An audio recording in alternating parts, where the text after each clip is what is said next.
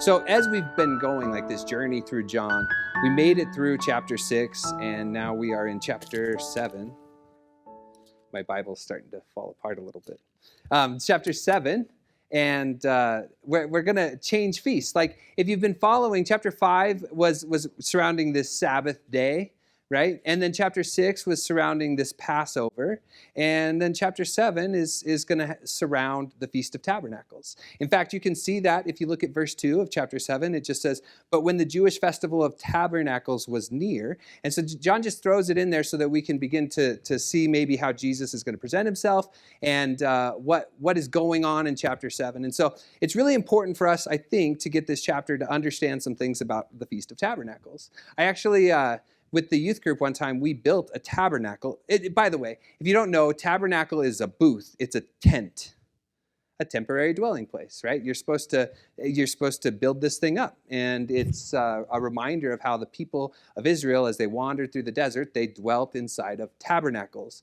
And they wandered the desert. And there were ants there, just so you know. They couldn't get rid of the insects. Like, they didn't have bougie camping experience. This is wilderness camping experience. But the Feast of Tabernacles is the feast that kind of surrounds chapter 7 of John. And with the youth group, we took PVC pipe. We were high tech. And took PVC pipe and put all kinds of brushes from people's backyards. We brought tree limbs. And we built this big tabernacle inside the youth center. It was a lot of fun because we got to go in there and eat. Like, what else could you ask for? The kids get to build forts and eat. And it wasn't kosher food, by the way. It's probably pizza. But they got to celebrate this Feast of Tabernacles and like see what it's about. And could you imagine 40 years wandering through the desert and beginning to think through what does that tabernacle mean? And so there's a couple verses that we can look at. The most explicit verse that talks about the Feast of Tabernacles is found in Leviticus chapter 23, right around verse 33. And it talks about this feast, and it tells us exactly why the people did it and what they're hoping to accomplish. And so here's what it says. "The Lord said to Moses, say to the Israelites, on the 15th day of the 7th month, the Lord's festival of tabernacle begins, and it lasts for 7 days. The first day is a sacred assembly. Do no regular work. For 7 days, present food offerings to the Lord. And on the 8th day, hold a sacred assembly and present food offerings to the Lord. It is a closing special assembly. Do no regular work." So what we know about the Feast of Tabernacles, one whole week, right? The first day, that's a Sabbath. And then the middle of the Feast of Tabernacles, you're supposed to bring these offerings. And then the last day is another sacred day. It's another Sabbath. And this was all to remember something. Look down at verse 39. It says, "So beginning with the 15th day of the 7th month, after you have gathered the crops for the land, celebrate the festival to the Lord for 7 days. The first day is the Sabbath rest, and the 8th day also is a day of Sabbath rest. On the first day, you are to take branches from luxuriant trees, from palms, willows, and other leafy trees, and rejoice before the Lord your God for 7 days. Celebrate the festival to the Lord for 7 days each year. This is to be a lasting ordinance for the generations to come. Celebrate it on the 7th month. Live in temporary shelters for 7 days. All native-born Israelites are to live in such shelters. So your descendants will know that I had the Israelites live in temporary shelters when I brought them out of Egypt, because I am the Lord your God." And so God is saying, hey, I want you to go camping. Once a year, go camping so you can remember what it was like to have to roam through the desert, right? Doesn't that sound like a fantastic feast? Like, we should do it. As a church, we should have an annual camping trip, a Feast of Tabernacles, where we just remember what it was like to wander. I think Ken would be the first to be there. What do you guys think? No, I don't think so either. He'd be like, you guys can stay out here for 7 days. I'm going to find my hotel, right? But that's what the Israelites were supposed to do. They were supposed to like build these tents, these tabernacles, to remember that God had them wander through the desert in temporary dwelling places. And in fact, God himself dwelled in a tabernacle. And so you'd also remember that as you remembered the Feast of Tabernacles, that God made his tabernacle among us, right? And you've got this tabernacle that they would pack up and carry through the desert with them. And what was that tabernacle? It was a temporary dwelling place. It's not your home, right? They knew that as they wandered the desert. This is not our home. Our home is on the other side of the Jordan. We just don't possess it yet. And that's not God's home, by the way. It's just his temporary dwelling place. In fact, it's said that on the Feast of Tabernacles is when Solomon like brought in the temple, and the glory of the Lord came into the temple. The tradition is that happened on the Feast of Tabernacles, that God made his dwelling on that day. Now, as history goes forward, the feast takes on additional meaning. Like in the beginning, it had to do with just remembering the wandering through the desert. And then as you continue through history, because the Feast of Tabernacles falls like September, October, like in that area, it begins to have a lot to do with rain, right? Because they would remember the rock and how Moses hit the rock and water came forth. And so there was this promised blessing that they would look forward to at the Feast of Tabernacles. In fact, a priest would go out into the pool of Siloam, and he would take a golden pitcher and he would fill it full of water, and he'd walk it through the water gate, and he would pour it over the altar every day of the Feast of Tabernacles, reminding that God is the one who provided with them with water as they went through the wilderness, right? And so you're remembering God's provision, and in that it falls like September, October. You're done with your harvest. You've got all the plants up, but you've just had a really dry summer. And what are you hoping for? Rain. You want rain because your wells are empty, and you know that next year is going to come another planting and harvest season. And so you're praying at this Feast of Tabernacles to bring rain. And so rain becomes something that is associated with the Feast of Tabernacles. You're going to see that like in the Second Temple period, right around the book of Zechariah. And in Zechariah chapter 14, it talks about this. Here's what it says. Then the survivors from all the nations, this is 14 verse 16, then the survivors from all the nations that have attacked Jerusalem will go up year after year to worship the King, the Lord Almighty, and to celebrate the Feast of Tabernacles. If any of the people of the earth do not go up to Jerusalem to worship the King, the Lord Almighty, they will have no rain. If the Egyptian people do go up and take part, they will have no rain. If they don't go up and take part, they will have no rain. So this Feast of Tabernacles became associated with rain, right? Because you're looking forward to God providing, just how he provided through the rock when Moses struck it, right? So what's going on in the Feast of Tabernacles? We're remembering that God made his dwelling among us. He tabernacled. And we're looking forward to God's provision of living water or of rain, right? And so it's in that context that we begin our story in chapter 7. And it's only 6 months after what all that happened in chapter 6, because chapter 6 was before the Passover. Jesus gives the bread of life discourses. And then in chapter 7, it just simply says, after this, and it says, Jesus went around Galilee. He did not want to go about to Judea because the Jewish leaders there were looking for a way to kill him. But when the Jewish festival of tabernacles was near, Jesus' brother said to him, leave Galilee and go to Judea, so that the disciples there may see the works that you do. No one who wants to become a public figure acts in secret. Since you are doing these things, show yourself to the world. For even his own brothers did not believe in him. Like that's where Jesus is at. It's 6 months after the Passover is the Feast of Tabernacles, and Jesus has had all of these disciples leave him because his word is difficult. Remember in chapter 6? Like who else is going to leave also? And Jesus says, are you going to leave too? And his disciples say, well, where else would we go? Only you have the words of life. And so that's the circumstance that we find Jesus in chapter 7. Lots of his disciples have left. And even his own brothers do not believe in him, right? And they're challenging him to go to Jerusalem for the Festival of Tabernacles, for the Feast of Tabernacles. Because after all, if he's the Messiah, he should want to be there, right? And it's in this context that we begin to see our points. And so what we're going to see is that the first point is that Jesus is not of this world, right? Like if we're thinking tabernacle, temporary dwelling place, he's not of this world, right? So when his brothers are encouraging him to go to Jerusalem to celebrate the Feast of Tabernacles, this is what he says to them in verse 6. Therefore Jesus told them, my time is not yet here. For you any time will do. The world cannot hate you, but it hates me because I testify that its works are evil. You go on to the festival. I am not going up to the festival because my time has not fully come. Like that's Jesus' response. Now, why is this the brothers trying to get him to go to Jerusalem? I don't know. Maybe they just wanted to keep him faithful. He comes from a faithful family. Or maybe they're egging him on, trying to get him to like give this whole Messiah thing up. Maybe if he just has some conflict with some of the Pharisees in Israel, in Jerusalem, maybe he'll finally give this whole thing up because they don't believe in him after all. But what Jesus tells them is something that reveals something about his character. And it's something that we already know because we started in chapter 1. Right? That in the beginning was the Word, and the Word was God, and the Word was with God, and the Word was with God in the beginning. We know this already. And so when Jesus tells his brothers, like, look, you can go. It's safe for you to go. Why? Because their home is this world.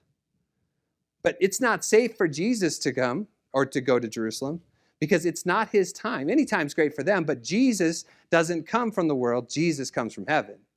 And in fact, he's that light, right? In chapter 3, when it talks about this is the verdict, light has come into the world, but the world hates it, right? Because its deeds are evil. That's Jesus. He is a light that came into the world. It's not his birthplace, right? I mean, physical birthplace, that's Bethlehem. But Jesus comes from heaven. He's not of this world. And so for the brothers, any time will do. For Jesus, he has to pick specific times because he doesn't come from the world. He's only making his tabernacle among us, right?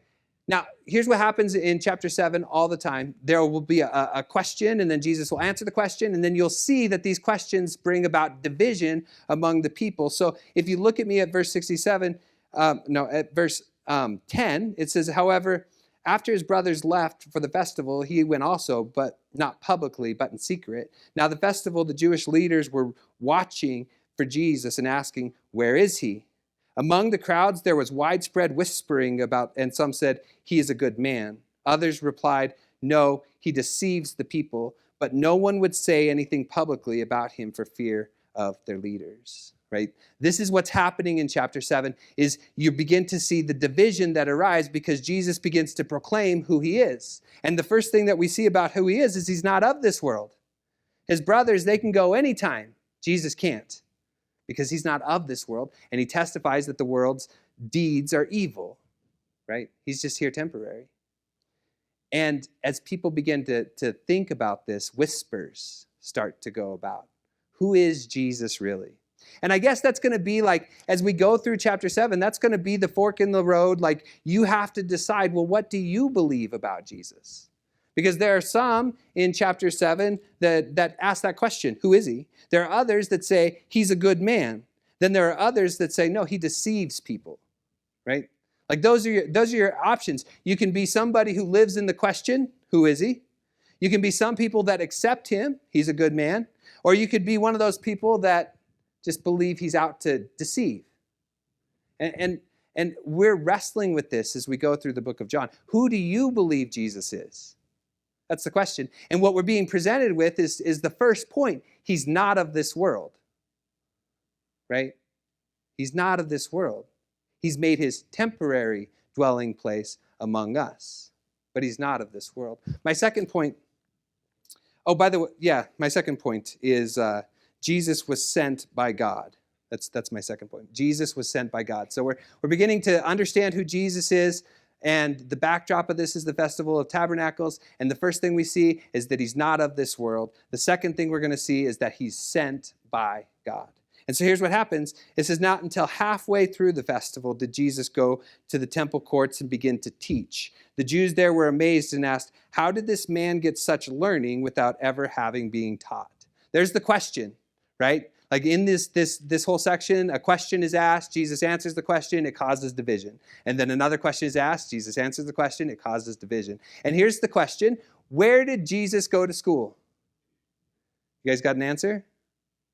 Like that's their question. Where did this man get such learning? Where did he come from? See, in the Israelite culture, you learned from a rabbi. Like everybody went to the synagogues as children, but you learned, like those special children that, had high intelligence, they would go on to study under rabbis, and they would become their disciples, and they would follow them wherever they went. They would learn how they lived, and they would learn to study just like their rabbis, right? And the lineage was really important to them. That's why Paul will say, I studied under Gamaliel, right? Because lineage of rabbis, really important. Well, here's the problem. Jesus doesn't have a teacher. Where did he get all his teaching from? Right? Oh, you guys act like you know this scripture. Right? Here's what he says. Here's what he says. He says, my teaching is not my own. By the way, this is verse 16. My teaching is not my own. It comes from the one who sent me. And anyone who chooses to do the will of God will find out whether my teaching comes from God or whether I speak of my own. If you're looking for the answer to the question, where did Jesus learn this from? The answer is heaven. See, the world is looking for world teachers because the world is at home. But Jesus isn't from the world. He's from heaven. And his teaching comes from heaven. In fact, he's just here temporary. That's the idea, right? The Feast of Tabernacles. He's just here temporary. It's his words come directly from God. Now I got to say, that's a great teacher, right? If I had to choose who my rabbi was, he's got the best one, right? My words come from God. Like the world bases their self-worth based on other people. And Jesus says, my teaching, it comes from God. But more than that, he says that if you actually followed the Bible, if you actually chose to do the will of God, you would see that his teaching was from God. Because what kind of life did Jesus live?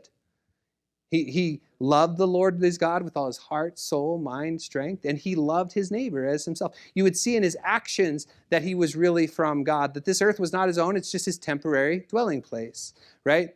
And verse 18, whoever speaks on their own does not gain personal glory, but he who seeks the glory of the one who sent him is a man of truth. There is nothing false about him. Has not Moses given you the law? Yet not one of you keeps the law. Why are you trying to kill me? Like Jesus reminds them that they're trying to kill him. In verse 20, you're demon-possessed, the crowd said. Who's trying to kill you? And then verse 21, Jesus said to them, I did one miracle, and you are all amazed.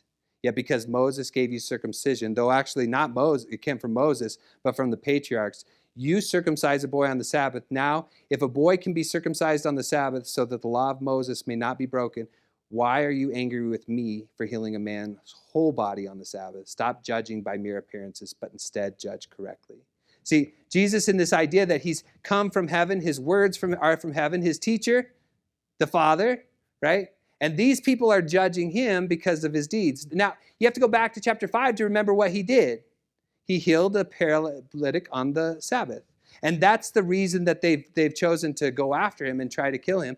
And Jesus is saying, like, you do the less important thing on the Sabbath, but getting mad at me for doing the more important thing on the Sabbath, right? Like, here's the less important thing. Moses, by the law, said that they could circumcise, right? That was on the 8th day. And if the 8th day fell on the Sabbath, then it was okay.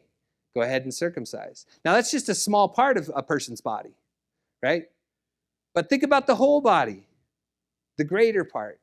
And Jesus is saying, if it's all right to take care of the small part, isn't it better to take care of the whole person? Right? That's the point. Isn't it better to take care of the whole person? And then Jesus says, stop judging by, judge honestly. Stop judging by mere appearances. See, if they just look at Jesus' actions, the greatest testament to who he is and where he came from is the actions that he did, right? And when Jesus healed the man who was a paralytic, it proved who he was, that his teacher is from heaven and that he is the son who follows his father's example, right? And so we're seeing this idea that the Feast of Tabernacles, and we're reminded that Jesus didn't learn here on this earth. He learned from his Father. And the way that you can see that is by the actions that he does. They're testaments to who he is. Now, what do you think the people thought of that? That it causes more division, because as Jesus begins to get his message out, that just begins to cause more division, right? Because verse 25, at this point, some of the people of Jerusalem began to ask, isn't this the man they're trying to kill? Here he is speaking publicly, and they're not saying a word to him. Have the authorities really concluded that he is the Messiah? But no one knows where this man is from. When Moses comes, no one will know where he is from. It's right? Like, this man can't be it. This one can't be the Messiah. Now here's the second question they ask. Like the first question, where did you learn all these things from? The second question, where are you from? Now you can't be the Messiah because we know where you're from. This man is from Galilee, right? And Jesus answers that question by saying simply this. Verse 28, yes, you know me and you know where I'm from. I am not here on my own authority, but he who sent me is true. You do not know him, but I know him because I am from him and he sent me. Like, here's the second point. You might think you know where Jesus is from, but he's really sent by God. We're following this idea of he's not of this world. He is sent by God. Well, who taught him? He was taught by God. Where did he come from? He was sent by God, right? That God left heaven and tabernacled among us. Where did he come from? Sent by God. Now you have to answer the question, do I really believe that? Do I really think that's true? And that's what happens in the next part. The Pharisees try to seize him in verse 30, right? But no one's able to lay a hand on him because his hour has not come. Verse 31, many in the crowd believe him. They said, when the Messiah comes, will he perform more signs than this man? So, two responses. Just notice that there are two responses. First response, I want to seize him. Second response, some believe him. But see, this is what happens when we encounter Jesus. When the brothers encounter Jesus at the beginning of the tabernacle, the Feast of Tabernacles, they have to question, who is he? They don't believe him. But some people believe him, others don't. The next story comes along. Some people want to seize him, but other people believe him. So we're stuck on this path of, do we believe and do we accept or do we reject? Like, who is Jesus? The next story is not necessarily where he's coming from, but where he's going. Right? Verse 33, I am with you for only a short time, and then I'm going to the one who sent me. You will look for me, but you will not find me, and where I am, you cannot come. Remember that tabernacle idea? Like, what's the point of it? It's a temporary dwelling place. And here's what Jesus has, if we follow the whole chapter, here's what we're seeing about Jesus, right? He didn't come from the world. His Father has taught him. His Father has sent him, and he's going to return back to the Father. Like, Jesus is presenting himself as that tabernacle, and where he's going, you can't go. I mean, we'll eventually get there, but the audience that he's talking to, they can't follow him. In fact, they think he's going to the Greeks. Maybe that's where he's going. He's going off to teach the Greeks, which, since John was actually written to in Ephesus, most likely, I'm sure the Greeks kind of got a chuckle out of that verse. Like, yeah, like he would come up here, right? But I'm hoping you see that as Jesus is presenting himself, he's presenting himself to the people and saying, I'm the one who is not from here. I am taught by the Father. I come from heaven, and I'm going to return to the Father. Jesus tabernacled among us. That's the point of what we're seeing in chapter 7, is that Jesus tabernacled among us. And we're being asked the question, do you believe it? Some believe that he's trying to deceive. Others believe. And that belief is going to change and shape their whole life. And my third point is that Jesus offers living water. Now, we're moving off, like it's still during the Feast of Tabernacles, but this happens, if you look at verse 37, on the last and the greatest day. See, remember in Leviticus 23, it talks about like 7 days, maybe 8 days for the Feast of Tabernacles. The first day is a Sabbath, and then you have all the days in between, and then the last day is a Sabbath. And what they would do each day is they would go down to the well, and they would grab water out of the pool of Siloam, and they'd bring it back to the altar, and they'd pour it over. And when they did that, they all chanted this verse. It's found in Isaiah chapter 23, or chapter 12. And this is the verse that traditionally, if you go and read, this is what the verse that they would chant. Isaiah chapter 12, verse 3, they would, with joy you will draw water from the well of salvation. That's as the priest would go down and put the pitcher into the pool of Siloam and take it back in, the people would in unison be saying, "With joy you draw water from the well of salvation." And then he would pour it over the altar. Now, every other day of the Feast of Tabernacles, they only did this once, but on the 8th day, they did it multiple times. They would come out and they would take the pitcher out, and then they would dump it on the altar, and they would say, "With joy you draw water from the well of our salvation," right? They would say that over and over again. But this day, Jesus changes it up. See, I don't know if it happens at this exact time, but all John says is on the 8th and greatest day. And we know this is the kind of thing that was going on the 8th and greatest day. And it's on that day that Jesus stands up and he says this in verse 37, "Let anyone who is thirsty come to me and drink. Whoever believes in me, as scriptures have said, rivers of living water will flow from within them." Like, just think about that. Like, I don't know if that's the scene because John doesn't give us much more information. I'm taking what historically happens on the Feast of Tabernacles on the 8th day, and I'm combining it with what John says in John chapter 7. But as all these people are hoping in this spring of water that would flow towards salvation, and they're chanting, "With joy you draw from the well of our salvation," and they're pouring water over the altar, Jesus stands up in that moment and says, "Whoever is thirsty can come to me and I will give you living water." Like, I think if that's what happened, I believe you could hear a pin drop. Like, who is this man standing up in the middle of this assembly claiming to be the source of real living water? Right? Like, that's a promise of the Old Testament, like coming from under the temple, water coming out and feeding the land in Ezekiel 37, 47. It's one of the sevens. Right? Like you have that going on. God is feeding the land. God is pouring out living water. Now, we know what the water is because Jesus says it, John says it after he looks back on this event, and he says the living water he's talking about is the Holy Spirit, which he'd give them to them later after he has been glorified. But Jesus is making a promise here to meet and to fulfill the expectations of the tabernacle, the Feast of Tabernacles. He is God making his dwelling among us. Where did he come from? Not from the world. The world accepts everybody else. It doesn't accept him because his testimony is from above. Right? Where did he learn from? Not from the world. He learned from God. Where did he come from? He came from God. Where is he going?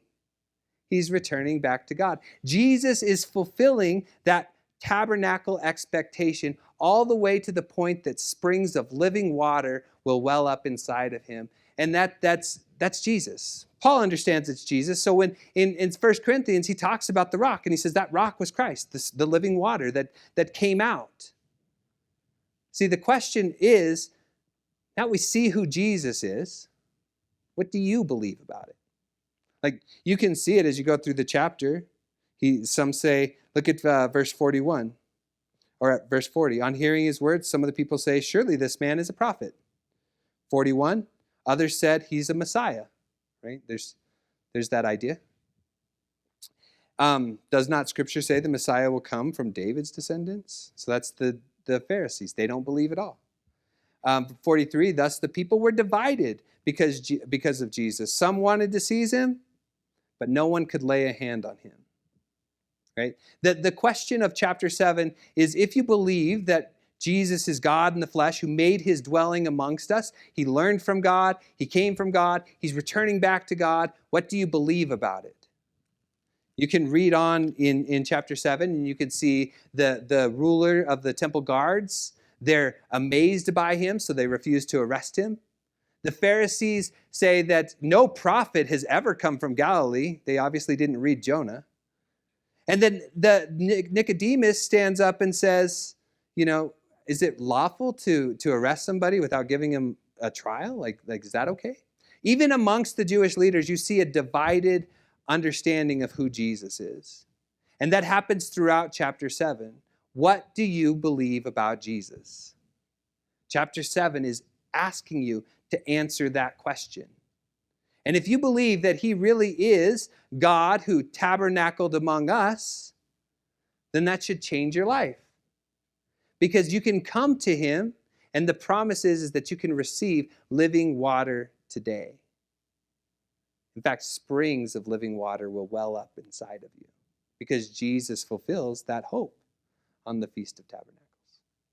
So if you're looking for somebody who can satisfy, if you're looking for a hope which can be met, we're going to invite you to come forward. Because if you come forward and you give your life to Jesus, springs of living water will well up inside of you.